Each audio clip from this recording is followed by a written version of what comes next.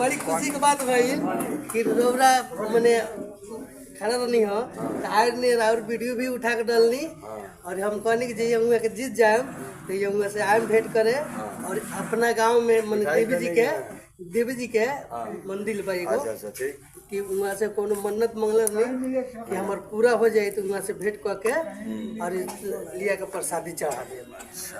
तो रौरा से ये विनती बा कि हर जनता से मैंने सब लोग से अनुरोध बा कि बड़ी खुशी के बात बा कि राहुल मैंने जीत भाई तो अब इतना सपोर्ट करी कि सब लोग हमरो को मतलब कुछ करे सपोर्ट करे। चैनल का नाम मुन्ना शर्मा MBBS। मुन्ना शर्मा MBBS चैनल के रोलिंग सपोर्ट करें, सब्सक्राइब करें, अपन आशीर्वाद दी।